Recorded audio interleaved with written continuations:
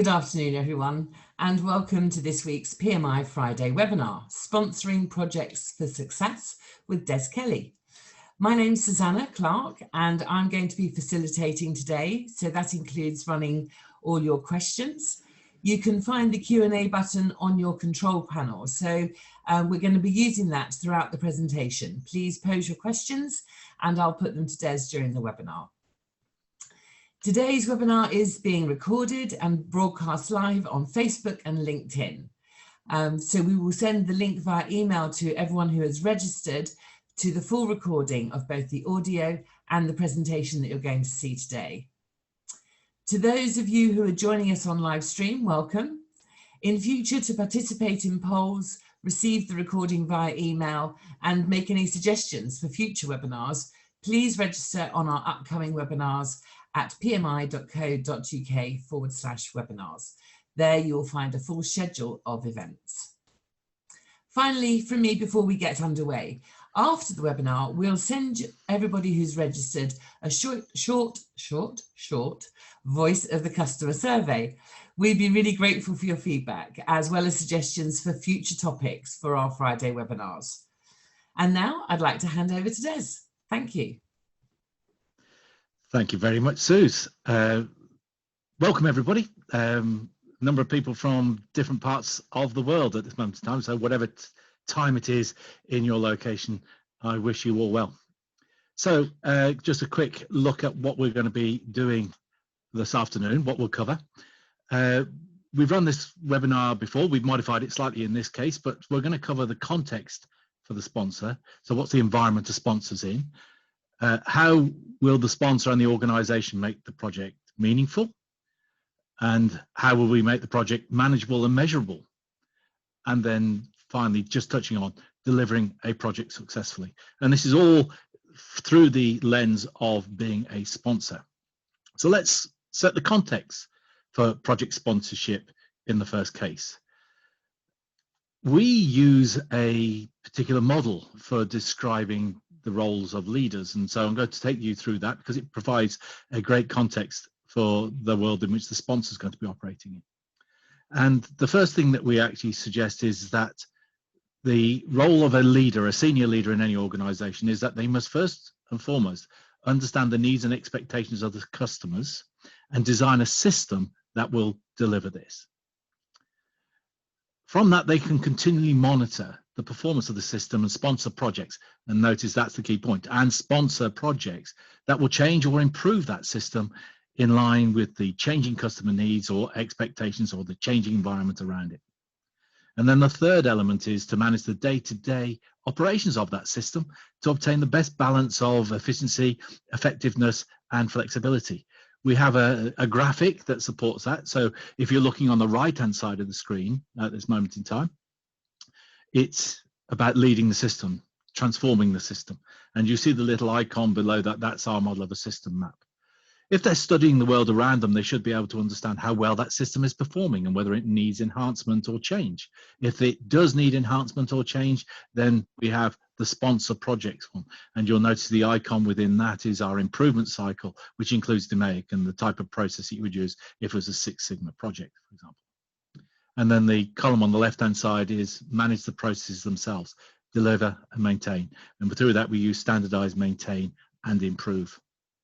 The underlying principles behind those are key things that we have. So we've got, for example, the change model, the system of profound knowledge, the system and thinking model, and the three-question model at the bottom. I'm going to touch on one or two of those as we go through this presentation.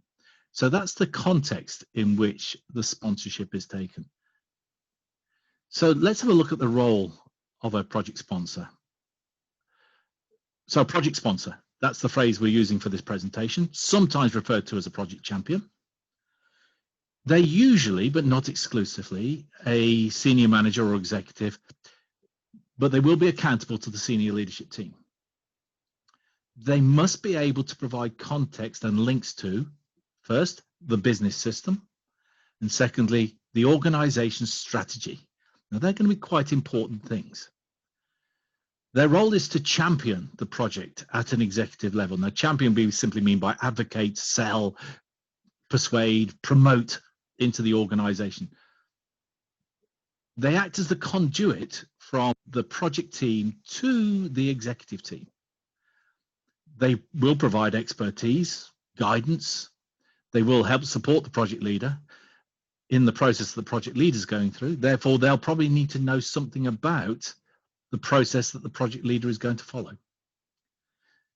They need to have the power, the authority, and the capability to remove barriers that will be put in front of the project team. And then finally, they need to make sure, a couple of things. They need to make sure the project gets appropriate resources. And then finally, they very importantly need to ensure that the benefits from the project at the end of the project are communicated and celebrated throughout the organization. So that's just put some context in for what is a sponsor. So I'm going to open a poll up in a moment. So this is something that if you're just looking at the screen now, in your organization, to what degree is project sponsorship established? And there's 5 answers for this.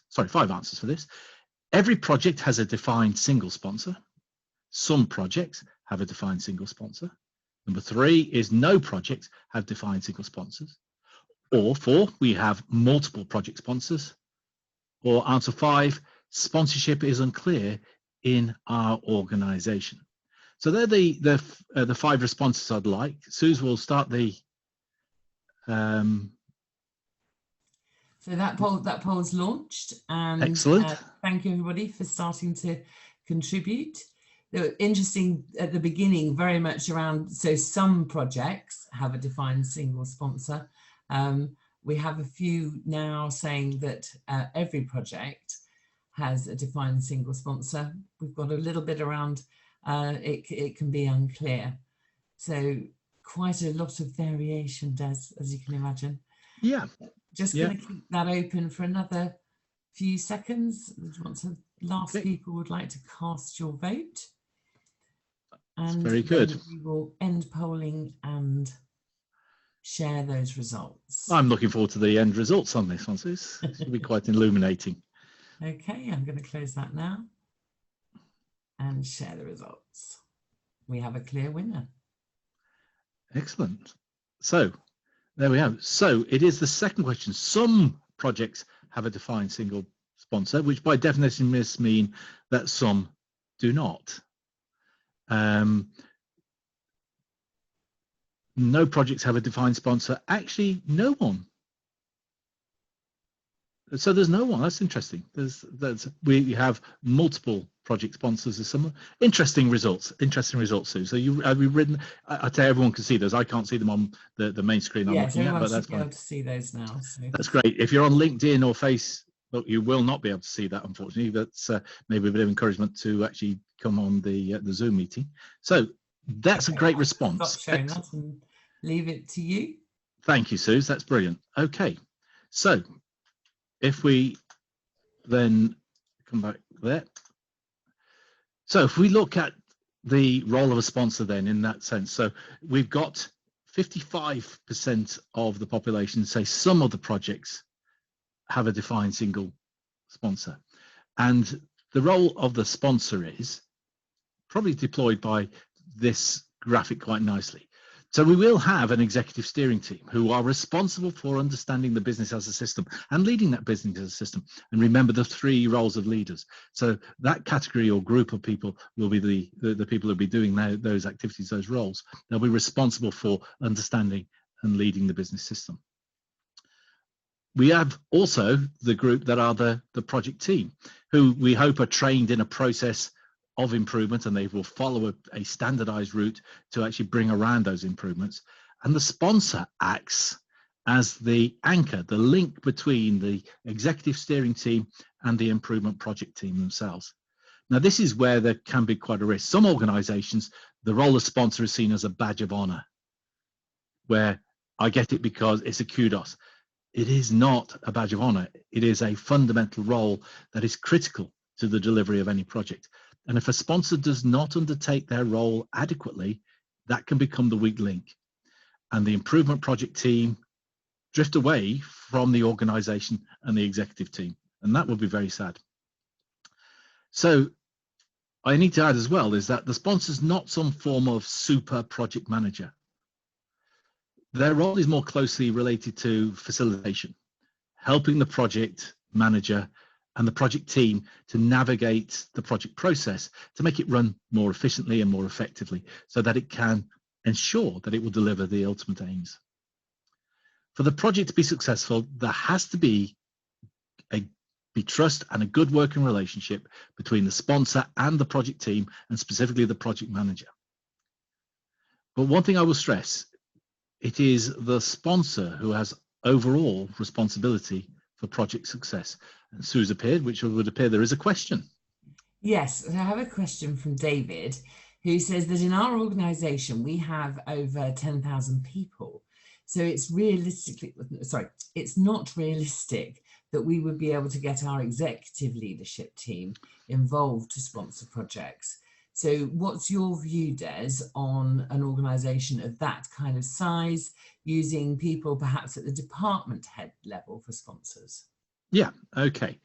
So it really comes down to the executive team. They have the responsibility for ensuring that the business system is enhanced. And if that's being deployed down, so for example, maybe you've got a headquarters, shall we say in Europe somewhere, and you've got a factory, shall we say in India or in somewhere else in the world, the people who are running that factory, that entity, they really take the deployed responsibility for ensuring that their bit of the system operates.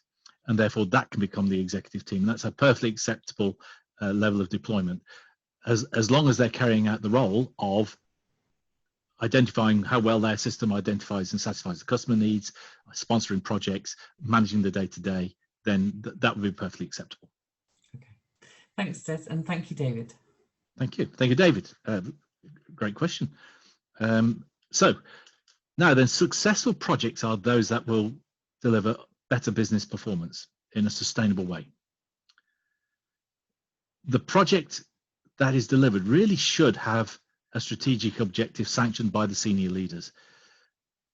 It doesn't make a lot of sense in this time when we have very limited resource and we are constrained in many different ways that we are undertaking improvement activities or changes to the system which are not targeted at delivering the strategy. So it's something to watch for. But success is achieved through an effective, well-functioning team following a rigorous process supported by an active, diligent, and I have to stress, engaged sponsor. Now, we have this slide, which is the dichotomy of a sponsor. A sponsor will be all of these things at the same time very often, whether it be a business expert, a process owner, a facilitator, a resource acquirer, a line manager, an expediter. They will be all of these things. So a sponsor can be selected from anywhere in the organization. But the key thing about a sponsor is let's see how they go about working with the executive team to make sure that the project is meaningful, manageable, and measurable. Now, the first model I'm going to show you on this one here is one we've used many, many times before. It's the 3 question models from Nolan and Provis. And I use these as a linchpin to many of the conversations I have with executive teams. And the first question is, what are we trying to accomplish here? What are we trying to accomplish? And then the second question is, and how will we know that any change that we make is actually an improvement and not just change? And then the third question, which is the one that's embedded within PDSA, is what changes can we make that will result in improvement? So when we come to understand project deployment and the measures to assess impact, what we really want to be able to do is to understand what is it that we're trying to accomplish. Now, the little model I'm using here is, these are fictitious frames, but they work.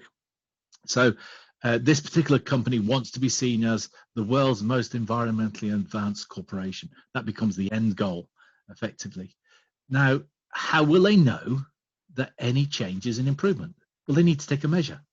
So there needs to be some form of measure for that end goal.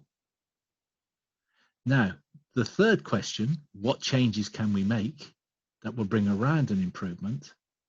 Could be in this case, well, we'll increase the volume of sales of EPS products to 30% of total sales. I will imagine that EPS is something about environmentally protective or sensitive materials, I would imagine, in that case. How will they know that that's gone to 30%? We need to have some way of establishing when there's an assignable cause.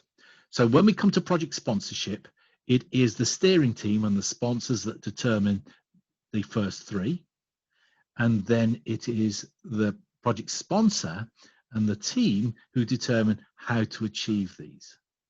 And that's going to be one of the roles of the sponsor. Quite a neat little way of packaging that. For those of you that have been associated with DMAIC or Six Sigma projects, you will be familiar that we encourage always the use of a charter and a contract. And so in the charter and a contract, we want the charter supported by the charter is generated by the steering team and the sponsor and effectively responds to questions 1 and 2 in our model. And then the charter is studied by the project team and the sponsor, who collectively turn it into a contract, which is in essence responding to question 3 in our model. So we're using the tools and techniques that are pretty standard in improvement activities. But let's have a quick look and focus in on 3 key responsibilities of the sponsor. The first one is to be able to articulate the vision. Where are we going to? What are we trying to accomplish?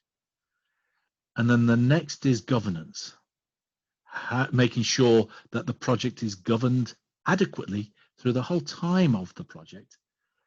And then the final one is measuring the impact and making sure that that is related back to the vision. Very important that those things are established. So let's have a look at that little trilogy in a little bit more detail. The vision element of it is understanding what part of the system has to be changed and its context. Absolutely vital that the sponsor understands the part of the system that's being changed and its impact, what are its dependencies across other areas. It needs to ensure the validity of the business case for undertaking the project. Is there truly a business case for doing this? Or is there something competing that would be better value to the business in the longer term? Ensure alignment to the business objectives and the organization strategy. Define the project success criteria. What does success look like? Which direction is good on our control chart? Is it up or is it down? And they will develop the charter as part of the vision statementing with the steering team themselves. And I think if I go back to what Dave was saying, that could be the local executive, the local leadership team that have responsibility and deployed responsibility to improve that aspect of the system. Now, governance starts with prioritization of the project. There is always a situation when there's far too many things for us to do in our organizations. The question is, we have to make a decision as to which ones are we going to do and which ones are we not. So prioritizing the project is going to be critical. And that is part of the sponsor's role with the steering team. So the sponsor will agree the contract with the team and the executive. The sponsor is accountable to the senior leadership team. The sponsor will review the team progress, will, with the team leader, make go, no-go decisions. Very importantly, when the team, and they will, when they encounter barriers, the sponsor's responsibility is to get in there and to help remove those barriers. And that may be needing to engage with the executive steering team to get things accomplished that the team themselves simply don't have the power to do. So he provides that link, that vital link to the senior executives. He also ensures, or he or she also ensures, that the resources for the team are obtained and that the capabilities are there, so the team has at least an opportunity to be successful. We'll ensure that the improvement methods that the team have been trained in are followed, and where appropriate, will act as a facilitator. So that's vision and governance. And the final one is measuring the impact. There is little purpose of undertaking and investing in a project if it fails to deliver what you set out to accomplish. So it's really important that we understand what it was we're trying to accomplish and we can measure that impact. So we need to make sure that the project goals are, during the course of the project, or have been accomplished. We'll ensure that if the business conditions change, if the circumstances around the business within the life cycle of the project change significantly, then that project can be taken to keep the project viable. And that can run to the extent of sort of saying, we stop this project now because it ceases to be a viable project. And that would be the role of a sponsor. The sponsor will take overall responsibility for project quality, value, and benefits. Will validate whether the project is standardized in the day-to-day and business usual at the end of the project. And I'll finish this point and I'll come back to Sue. So hopefully we'll transfer the acquired knowledge where appropriate, and then very vitally, really vitally, ensure that the benefits are communicated to the whole community, both the executive team and the rest of the organization. Sorry, Suze. No, not at all. I don't want to stop you mid-flow. A question came in, which actually relates to a slide a couple ago related to the contract and the project charter. And this question is: so when a project is performed by an external contractor, is it your opinion that we still need to have a project charter for the project? Absolutely vital in my view. The project charter and contract is the agreement between the project team and the executive team about what's to be accomplished. Failure to have one leaves you exposed to the fact you could invest 3 to 6 months effort in a project and present it back to the executive team, and they sort of say, no, that's not what we wanted. Well, the charter and contract is to avoid that happening. It is to make sure there is total alignment between the executive steering team and the project team, that they are undertaking work to change that business system in line with the expectations and wants of that executive team. So whether you're a contractor to an organization or within the organization, the charter and contract and the process of raising it is absolutely crucial in all projects, in my view. Thanks, Des. Thanks. Thanks, Naheed. Right, okay. So time for another poll then, in that case. So based on what I've just said, if you could again reflect on your own organization, how would you classify the linkage of projects to the delivery of the business strategy? We've got 4 options for you now. The first of them is all projects are directly linked to the delivery of the strategy. Some projects are directly linked to the delivery of the strategy.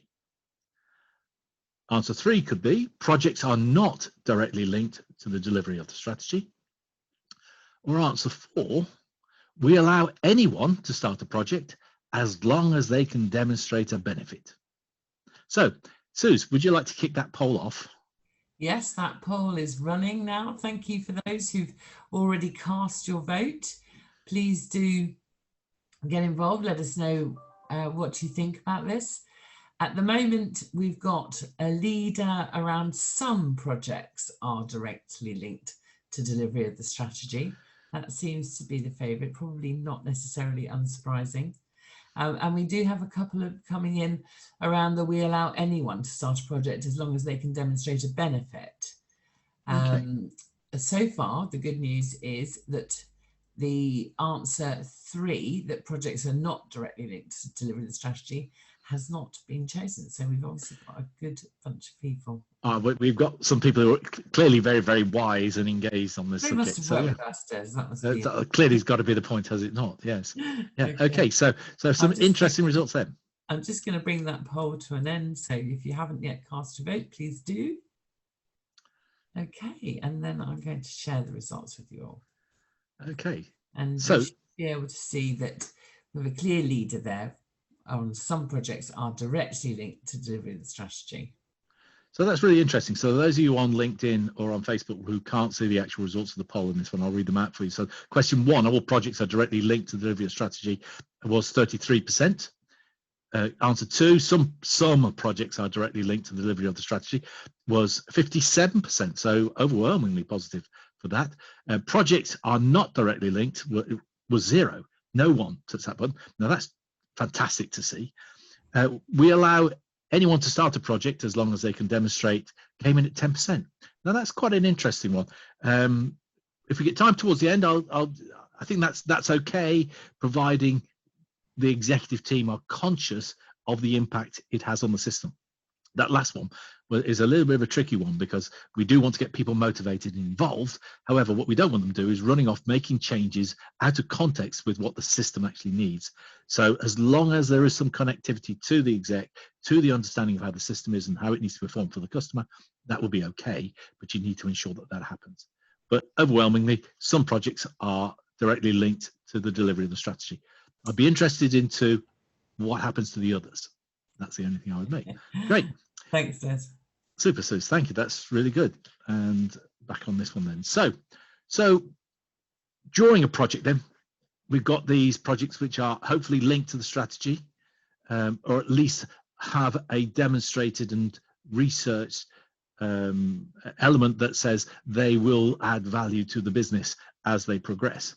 So we're going to look at what is the actual project sponsor do, what are they doing, and what is they observing as they go through. So let's have a quick look at the project phases. We obviously have initiation, and I'm going to put up the 4 classic project phases. These are what you see in almost any project management manual.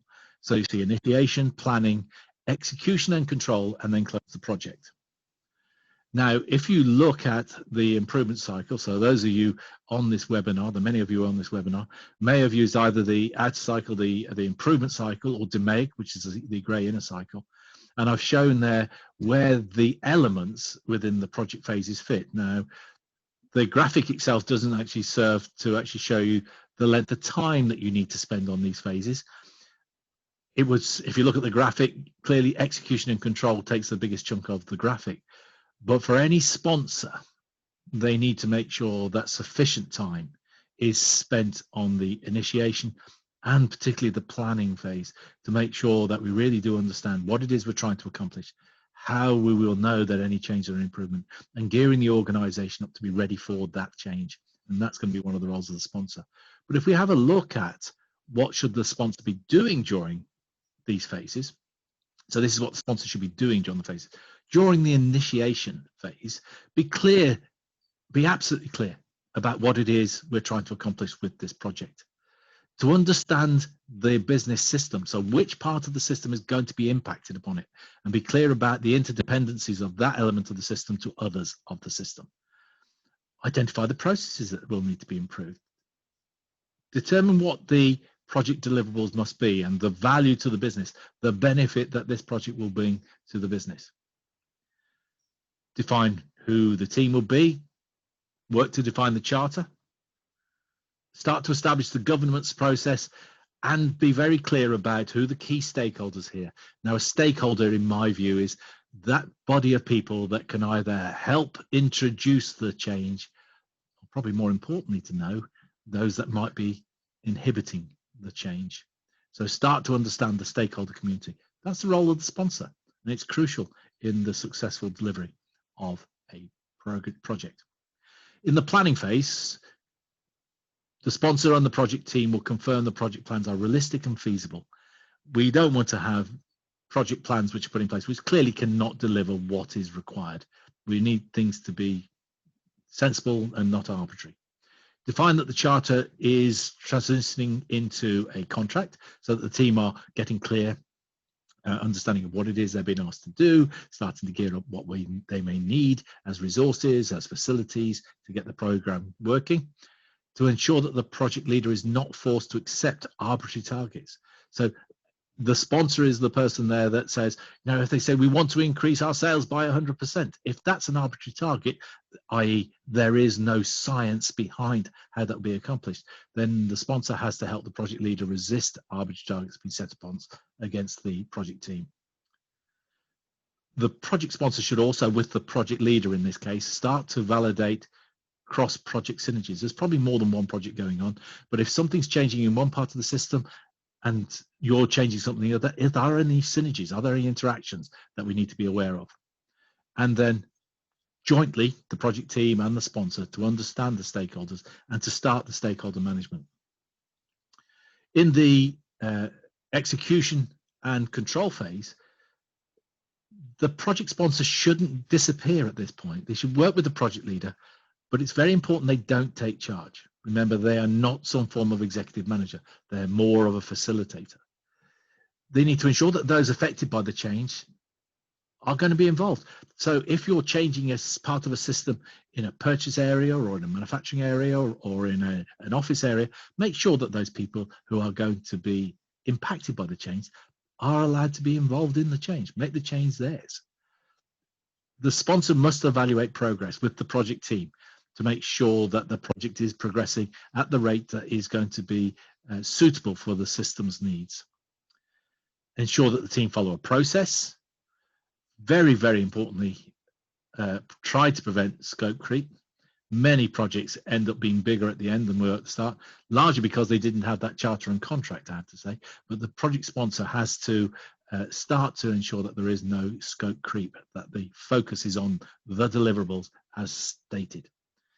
And part of the activity of that joint group, the sponsor and the team, is to ensure that stakeholders are appropriately engaged.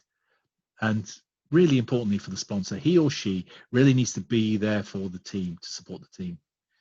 At the close of the project, what we're looking for the sponsor to do is to ensure that the project outcomes are handed over to the business as usual in a standardized way so that the benefit can be seen across the business. We need to evaluate the project performance against the agreed criteria. We set out saying this is what we're trying to accomplish. This is how we'll know when a change is an improvement. We need to be able to evaluate those, and we need to have a system by which that can be communicated. There will be a raft of learning that will come from the project itself, both from personal development within the team, but also organizational development, things they learned about the way they do their work, the way their systems operate, their interactions, their customers, their suppliers. There'll be lots of knowledge generated. Make sure that the lessons learned from that project are brought to the front. And then towards the close of the project, conduct a final review with the project team and the key stakeholders to achieve sign-off, to say this project has accomplished what we set it out to do. Congratulations, everybody. Formally close the project, stand the team down, and then celebrate. That's what we want to see the sponsor do. Now, some of the things that we're going to be asking the sponsor to actively observe whilst they're there, I'm not going to pick out a few of these on the screen, so you'll have the presentation as you go forward. But in the initiation phase, make sure that the steering team have consensus over the project deliverables and goals. If part of the steering team feel it should be delivering this and another feel we're delivering that, this is going to be a problem right from the start, and it will dog the project right the way through. So the sponsors should be making sure that the steering team are absolutely joined together and have consensus over what the deliverables need to be. Again, I mentioned this earlier, but that to make sure that we're not setting arbitrary targets for teams, things that have no science behind them, it's no good at all. And to make sure that the project charter makes it clear to the project team what is in scope and what is outside of scope and what success looks like. When we're in the planning phase, just to make sure that he's observing how the project team themselves are creating the project plan. Is it team consensus, or is it just the team leader saying we're going to do this then? That may mean that the team is not going to be functional at a social and emotional level. Make sure the team observe whether the team are involving stakeholders and those that are going to be affected by the change, that they've got some form of risk analysis, and appropriate resources are being defined. There are many other things in planning as well. It'd be great for project sponsors when the project is actually running, when we're in the execution and control phase, is to watch the team in action, work with them, see how they interact, both within the team themselves and outside of the team. Observe whether the team are interacting with stakeholders, and particularly the community that's been changed. Observe that, because that's where they might need some help and facilitation. What type of changes are being made? Are they crisis driven? The team are responding to something that's a surprise to them, or are they responding to the dynamics of the business? And during this phase, this very, very important phase, remain tuned in to when they may need you to intervene. At the close of the project, we want you to observe how well the area subject to change responds to the change. Was it embraced eagerly, or was there some defense in there? Because that might be an indicator of something that we didn't do well enough in the project while it's being executed. How the change impacts the operation and the independent operation of the system itself. So we don't want sub-optimization. We want this project to enhance the whole business system, not to sub-optimize it in some way. Are the steering team fully aware of the successful outcome? And what should the next priority be? And of course, the celebration. So let's have a look at the sponsor working effectively with the project manager. Now, this is a particularly interesting area to deal with. It's about getting the balance right, because more often than not, as I think I said at the beginning, that the sponsor themselves may be hierarchically disposed from the team, so they may be maybe a very senior manager. But we need to get a balance between what the sponsor and the team. So we need to recognize that there is hierarchy, and that we need to recognize that social norms need to be maintained. However, to balance this, we need the sponsor and the project manager to work together as a team. It will require open and honest exchanges with both parties willing to support and challenge each other.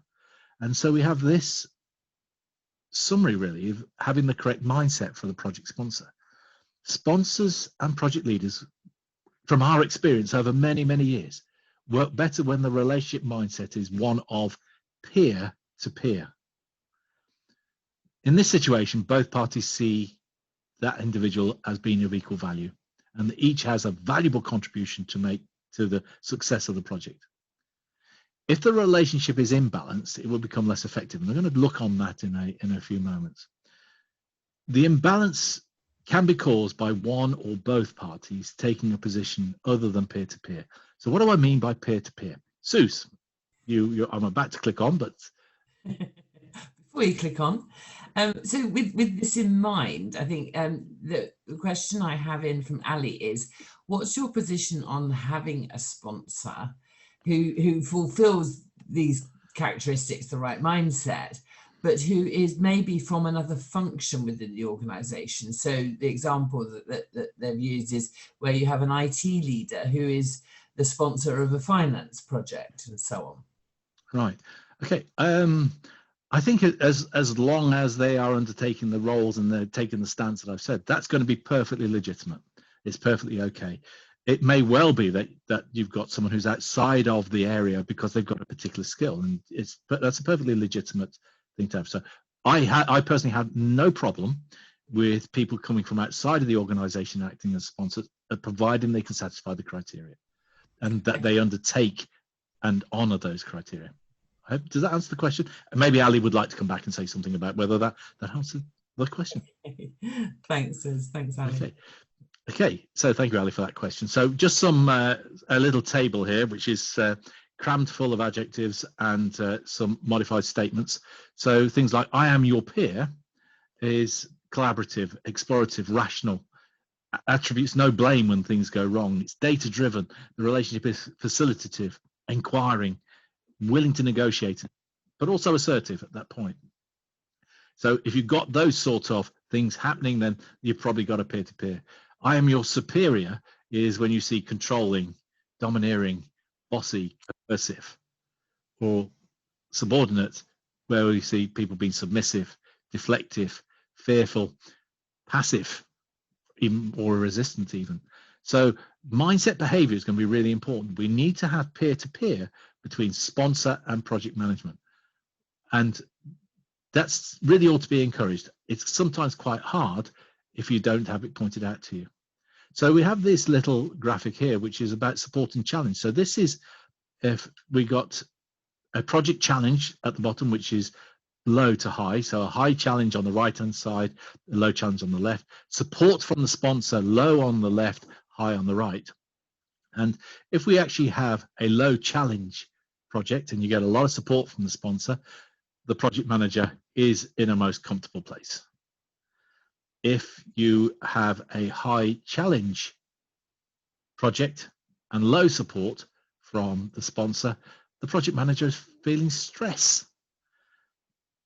if you have a low challenge project and low support from the actual sponsor, then basically the project team will probably be quite apathetic. You'll fall into apathy. The optimal way is where we get a high challenging project with a high support from a sponsor. We'll get high performance from the team, and that's a useful graphic to bear in mind. Got another graphic here, another matrix, which is slightly different, and this is about the experiential ability of the project manager itself. So we say high ability, low ability. Let's just context that is low ability is a project manager that's maybe just done their first green belt or black belt project. They're new to this gig. The high ability is someone who's been around for many years, really good. On the bottom, you've got the hands-off support from the sponsor or hands-on support from the sponsor. So if we've got a high ability project manager and hands-off support, the task will be completed. The individual project manager themselves will feel appropriately challenged, and personal ownership for the task will be theirs. If it's low ability and it's hands-off support, there's every risk the project will not be completed to a sufficient standard. And the individual will be probably demotivated and will probably feel a failure. And they're going to feel and really sense that lack of support.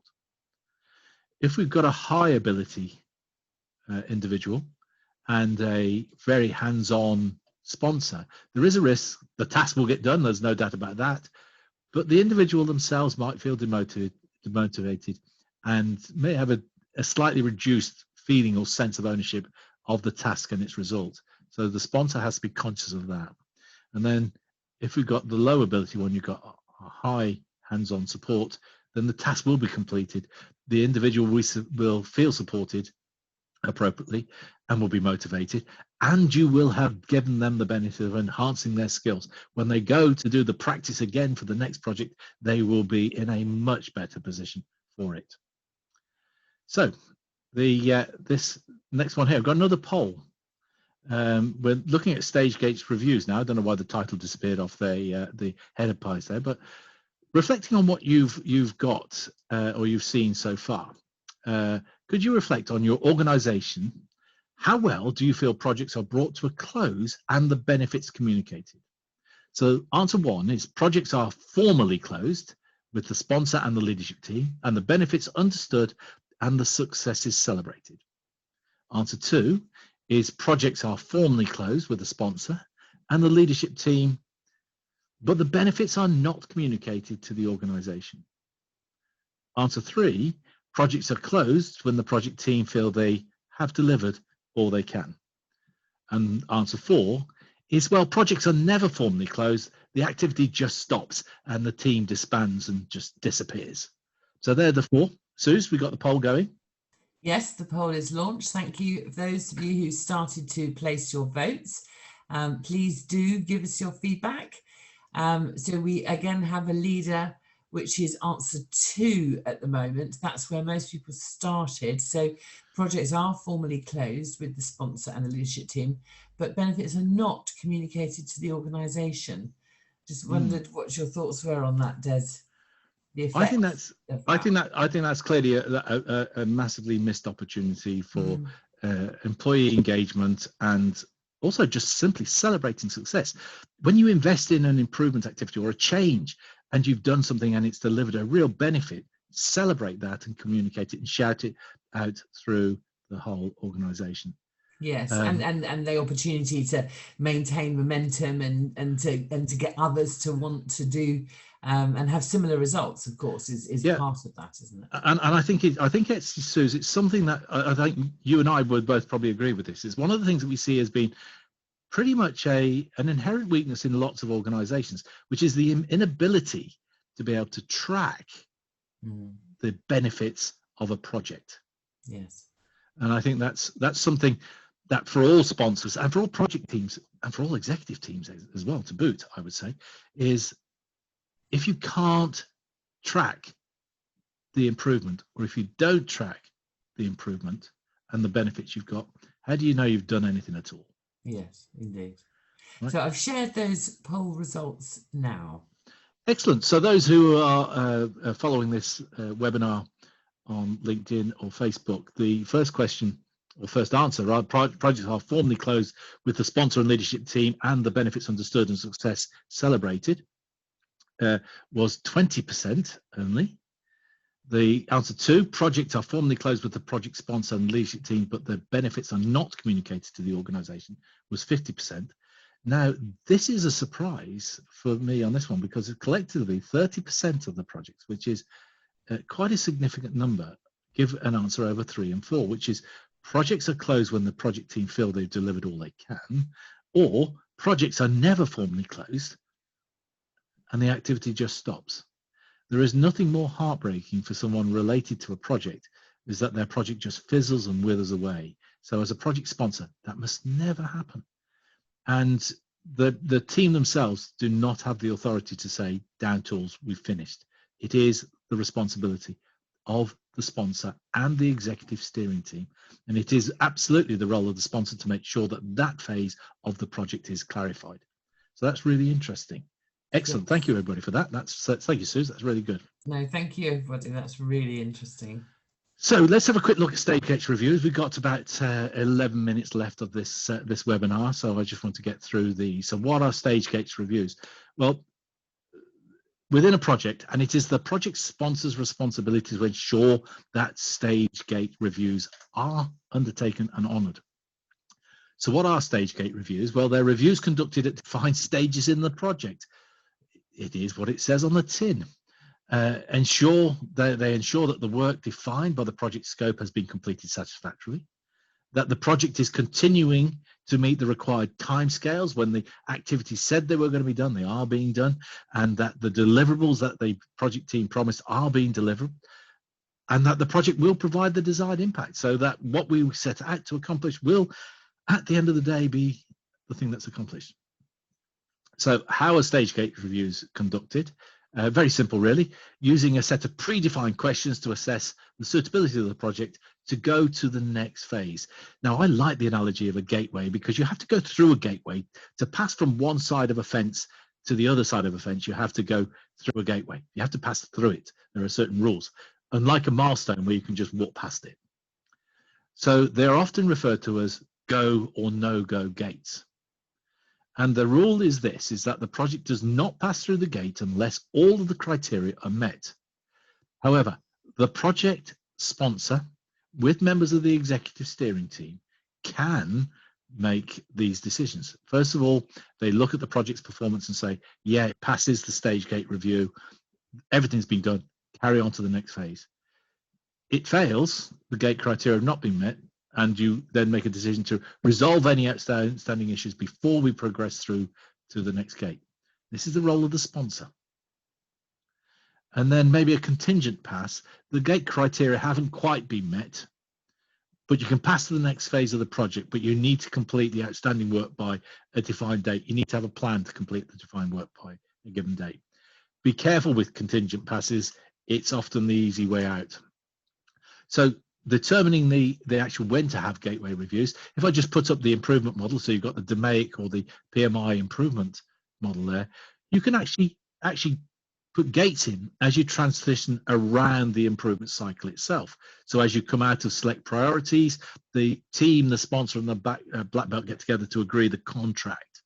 All right, and then they'll learn about the process phase, team, sponsor, you have a review there to ensure that you've got the baseline set, and you can follow that graphic around yourselves. But the basic premise behind a gateway review is this: we have a project plan, we have a list of activities we're going to do, we have a process that we're following, and what we should be doing at the gateway review is, first of all, looking, I refer to this as the east-west review. We look east to make sure that the things that we should have done have been done,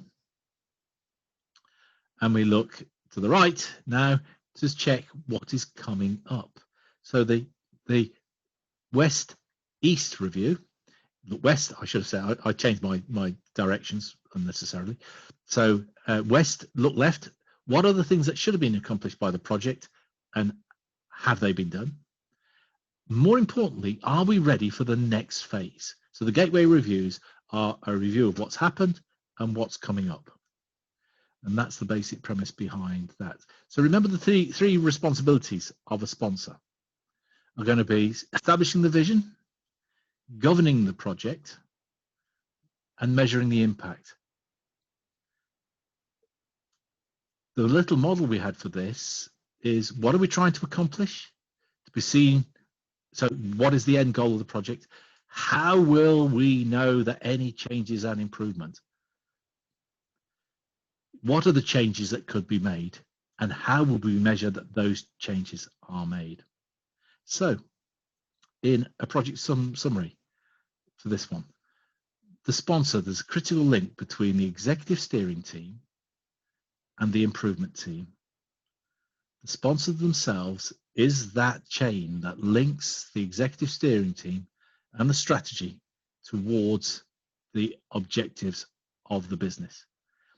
If a sponsor fails to undertake the task or to take the task seriously, there is a link fracture, and the project team has the risk of becoming unattached to the strategy and the business needs. So let's finally just go through the role of a sponsor in project success.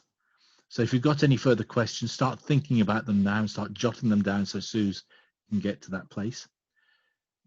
Project sponsor, sometimes known as a project champion. Doesn't really matter what you call them as long as you understand the role and that the people have been trained to operate that role. Usually, but not exclusively, a senior executive, senior manager or an executive, but they will be accountable to the senior leadership team.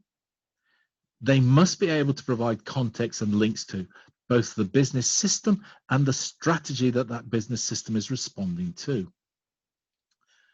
They champion, they advocate, they sell, they promote the project in and amongst the executive level. They act as the conduit between the project team and the executive team.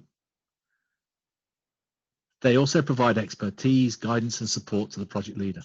Therefore, they need to appreciate what's going on for that project leader. What's the process they're having to follow? It is crucial to the success of projects that the sponsor has the power, the authority, and the capability to remove barriers, which will be presented in front of the project team, which the project team will not have the ability nor the scope to remove themselves. So they will need to have that ability to make sure that the project has the appropriate resources so that we can ensure that the benefits from the project will be communicated and celebrated at the end of the project. One final slide for me before I finish on this one and hand back to Suze is this, is in summary, if the project is successful, it will be because you had a great team following a rigorous process supported by an active, diligent and engaged sponsor. If, however, the project fails, it's the sponsor's responsibility.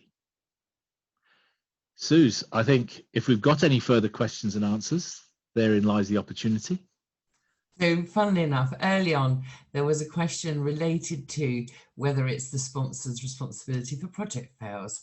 And I asked that person if I could just hold that until now, as I knew that was going to be coming our way. So thank you, Des, for answering that final question. Okay, well, that's excellent. Good. Okay, Suze, so... Yeah, so I mean, really it leaves it down to me to say thank you to everybody for joining us today. You may have seen some of our previous material and posts on LinkedIn. So we've been doing a lot of work in transforming our public schedule for particularly for virtual delivery. And one of the things that we know really, really helps is for people to have multiple devices available so that they can perhaps have video on one screen and materials on another. And so we are now equipping everybody who attends our green belt, our black belt, or our master black belt courses on our public schedule with an iPad. That's to really support you with your learning and give you that additional device. Once your training with us is complete, it's yours to keep. So we look forward to hopefully seeing some of you soon on our public schedule. In terms of moving forward, so our future webinars for October are already published. Next week we will be publishing our November schedule. So all it remains for me to do now is just to remind you that please look out for our Voice of the Customer survey. You're going to receive that from us, and we're really, really grateful for your feedback. It does absolutely help us plan what topics you want to hear about and schedule events accordingly. And so that brings us to the end of today's webinar. So on behalf of everyone at PMI, Des and myself, I'd like to say a very big thank you for joining us today. Thank you for your questions. And I hope you all have a very safe and relaxing weekend. Thanks, everybody. Thanks, everybody. Thanks, Suze.